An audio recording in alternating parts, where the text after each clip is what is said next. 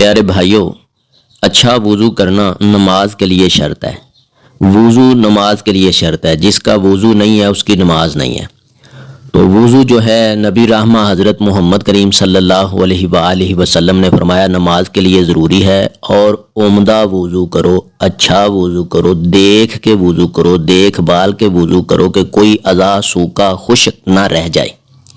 بسا اوقات وضو کرتے وقت پاؤں کی جو انگلیاں ہیں ان کے درمیان کا حصہ جو ہے وہ خشک رہ جاتا ہے، یا ہاتھوں کی انگلیوں کے درمیان کا حصہ خشک رہ جاتا ہے، یا پاؤں کی جو ایڑی ہے جس کو اڈی کہتے ہیں یہ خشک رہ جاتی ہے۔ تو پیارے بھائیوں، پاؤں کی انگلیاں جو ہیں ان کے درمیان بایاں ہاتھ جس کو کھبا ہاتھ کہتے ہیں، اس کی سب سے چھوٹی والی انگلی یہاں پھیرا کرو درمیان میں تاکہ خشکی ختم ہو جائے، اور جب ہاتھ آپ دھوئیں تو تب بھی بائیں ہاتھ کی انگلیاں دائیں ہاتھ کی پشت کو پھیرتے وقت اس کے درمیان میں پھیرو، پھر دایاں جو ہے بائیں ہاتھ کی پشت کے اوپر رکھ کے تو ساری انگلیاں اس کے درمیان میں پھیرو تاکہ خشکی ختم ہو جائے۔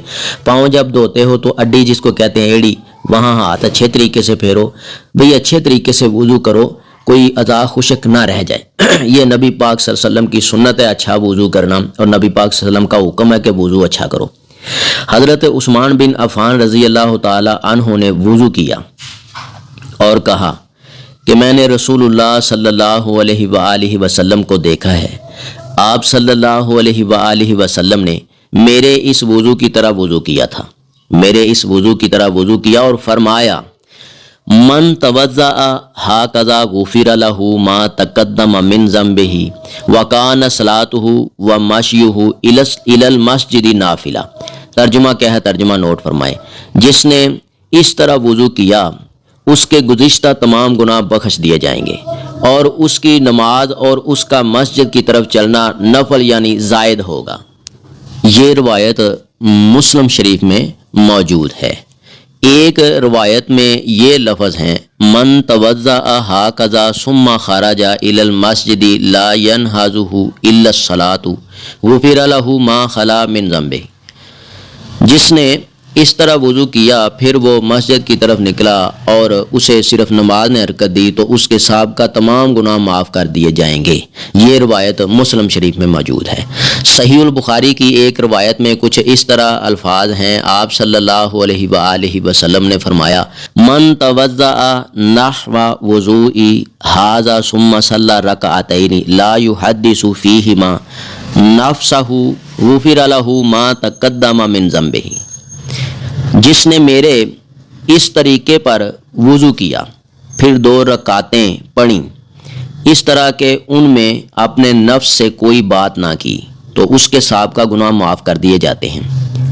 سبحان اللہ، یہ روایت بخاری شریف میں موجود ہے۔ خلاصہ جو ہے وہ نوٹ فرمائیں۔ خلاصہ یہی ہے کہ وضو جو ہے اگر بندہ بہت اچھا بہت عمدہ وضو کرے اور پھر مسجد کی طرف نماز کی نیت سے نکلے، جا کے نماز پڑھے، اس کے سابقہ سارے گناہ معاف کر دیے جاتے ہیں۔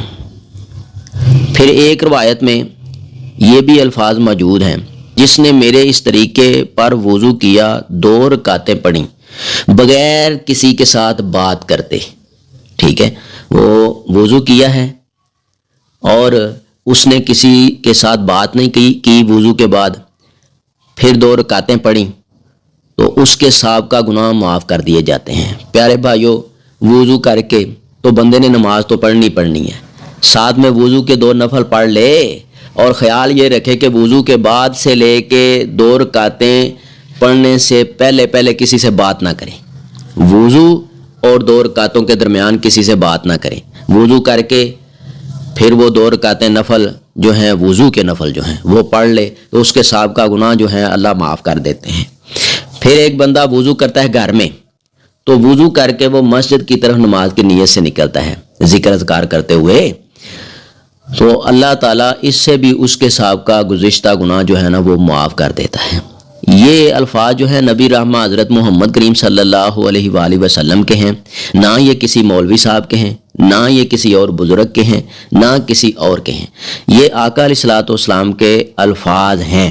ہمارا ایمان ہے کہ کوئی بندہ اس باریکی پہ عمل کرے اور اس کو یہی انعام اللہ تعالیٰ عطا فرمائیں گے، کیونکہ اللہ تعالیٰ قرآن مجید میں فرماتے ہیں اطیعوا اللہ والرسول لعلکم ترحمون، اللہ اور اس کے رسول کی فرما برداری کرو لعلکم ترحمون، تاکہ تمہارے اوپر رحم کیا جائے۔